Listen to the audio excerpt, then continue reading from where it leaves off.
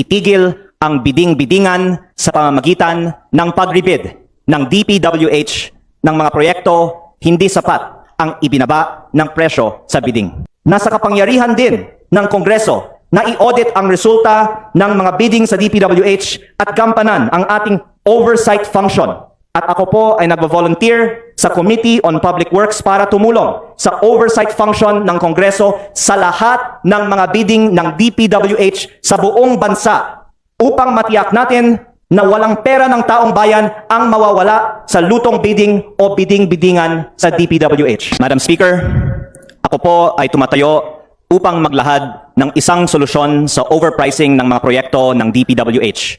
Itigil ang biding-bidingan sa pamamagitan ng pagribid ng DPWH ng mga proyekto hindi sapat ang ibinaba ng presyo sa bidding. Mula pa noong Setyembre, nanawagan po ako sa DPWH na i-recompute at pababain ang mga presyo ng kanilang mga proyekto sa budget. Isa ito sa mga rekomendasyon na ibinigay sa akin ni dating DPWH Secretary Babe Singson na noong panahon ng administrasyon ni Pangulong Benigno Aquino ay nagpatupad ng across-the-board 10% cut sa presyo ng mga proyekto ng DPWH. Ang isa pa niyang solusyon, ang pagribid ng mga proyekto kung saan ang resulta ng bidding ay hindi man lang 10% na mas mababa kaysa sa approved budget for the contract o ABC. Ang dahilan ng overpricing sa mga proyekto ng DPWH ay ang lutuan ng mga bidding. Sa Batangas, ang tawag dito ay bidding-bidingan. Ayon sa lahat ng aking mga nakausap tungkol dito sa unang distrito ng Batangas, halos lahat ng mga proyekto ng DPWH ay bidding-bidingan. Hindi tunay ang mga bidding ng mga proyekto ng DPWH. Naranasan ko ito mismo dahil nung ako po ay bagong halal, kinausap ako ng aking district engineer at ipinakita niya sa akin ang listahan ng mga proyektong for bidding sa aking distrito na may nakasulat na mga pangalan ng mga politikong nagpapondo ng mga proyektong ito at mga kontraktor na kanilang pinili. Ang dokumentong ito ay maaari kong isumite sa Kongreso at maaaring maging bahagi ng isang inquiry ng Committee of Public Works and Highways. Ito ay tugma sa naging testimonya naman ni dating Undersecretary Roberto Bernardo na nagsabing halos 100% ng bidding sa DPWH ay luto at mga nananalong kontraktor ay pinipili kasama ng mga natatalong mga bidder.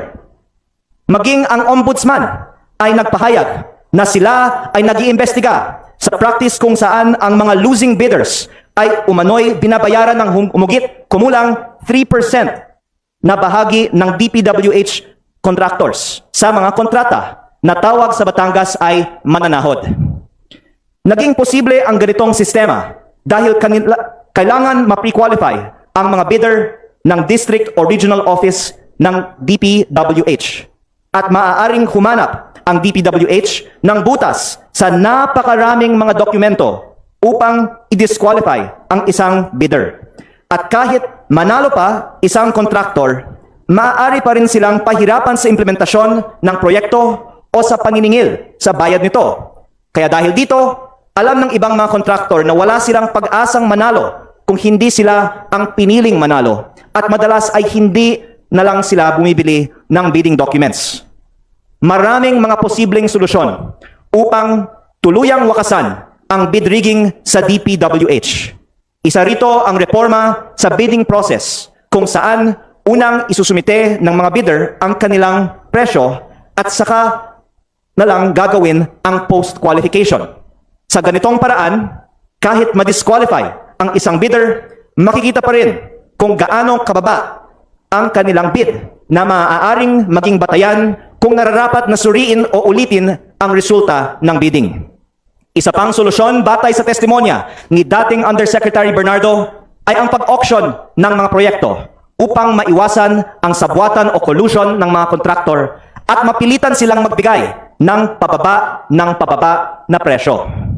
Sa gitna ng lahat ng pagsisikap na pababain ang presyo ng mga proyekto ng DPWH at kung isaalang-alang na humigit kumulang 600 billion ang halaga ng mga proyekto na ibibid ng DPWH sa 2026.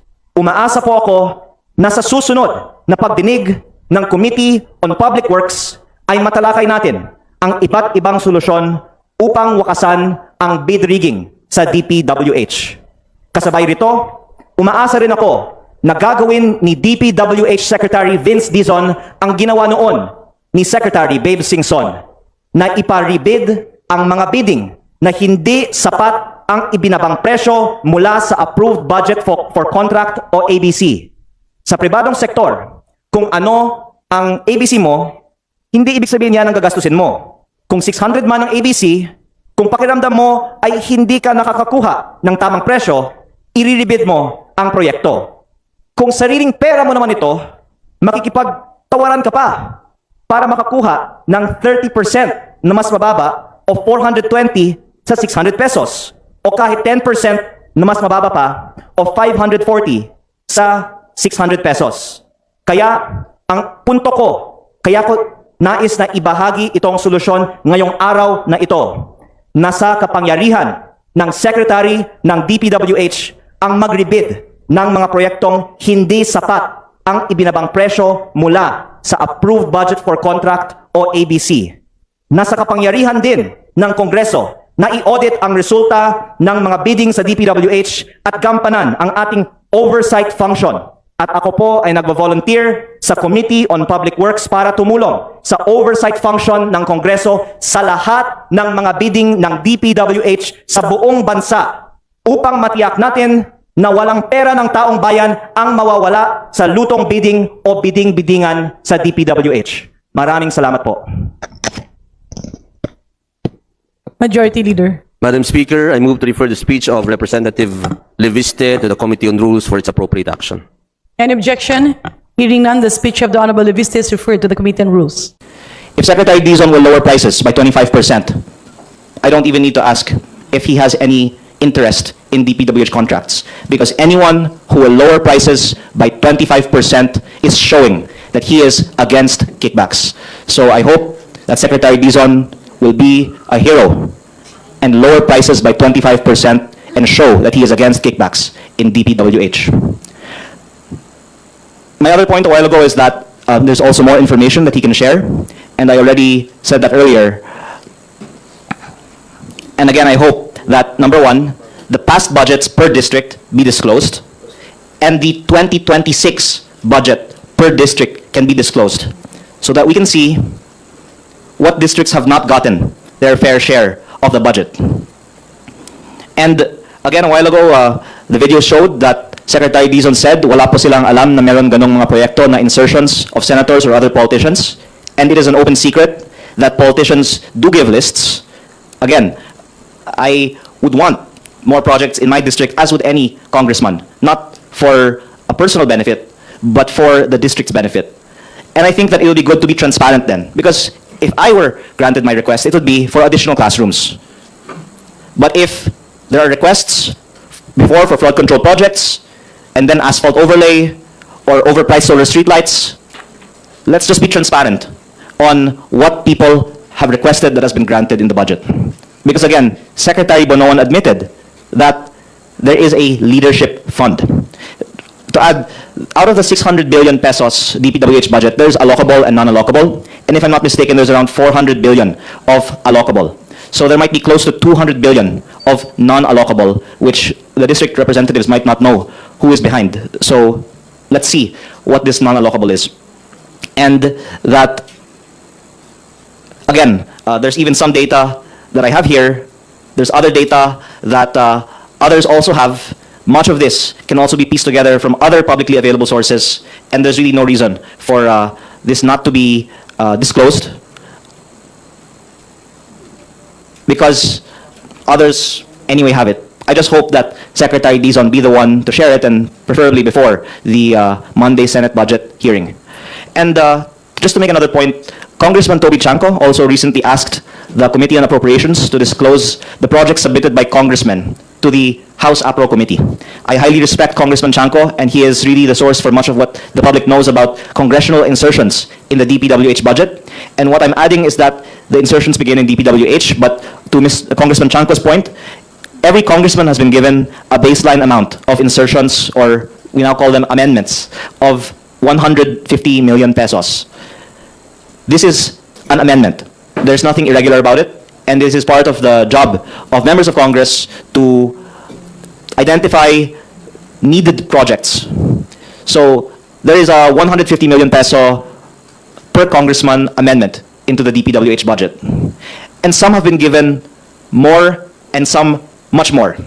And Congressman Chanco's point is that the Appropriations Committee has the list of what each member of Congress has submitted and has been granted, including of Congressman Chanco says party list representatives.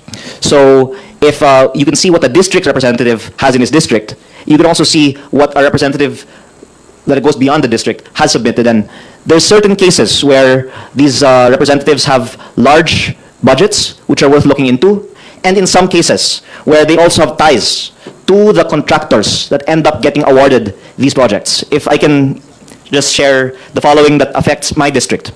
Certain contractors have allegedly cornered large allocations in the DPWH budget, and if a district representative does not allow rigged biddings and does not accept kickbacks, then these budgets might be allocated to other districts. And again, if DPWH shares the data on who are all these proponents, then I hope that would help also clamp down on the potential issues in the system, and that we don't have contractors paying for budgets to be allocated to certain districts. If I could give an example, CWS party list representative Edwin Garjola is said to be able to allocate large budgets for roads of DPWH, especially in Batangas. I have information that Congressman Garjola is the proponent for road projects in my district in some way. And a company owned by his family, based on SEC corporate documents, S-Ang Construction, is the contractor for some of these projects, which can be linked to him as CWS party list representative. And another company that he is connected to, Redicon Trading, is the contractor for other projects that people, including DPWH, have told me were amendments into the budget facilitated by Congressman Garjola. He has been said by others here in Congress to me as being a big buyer of project budgets and was also very close to Secretary Bonoan. Some of these road projects in my district are, according to technical audits, substandard, and the Sangguniang Bayan of Tuy, Batangas even complained that the road that he is building was asphalt, whereas because it is a flood-prone area, it should be concrete. But the DPWH told me that Congressman Garjola was the proponent for this project and specified the program of works that this project be asphalt. I was told by other technical experts because that would make it more lucrative. And that DPWH can disclose this data so we can see the link between the proponent and the contractor.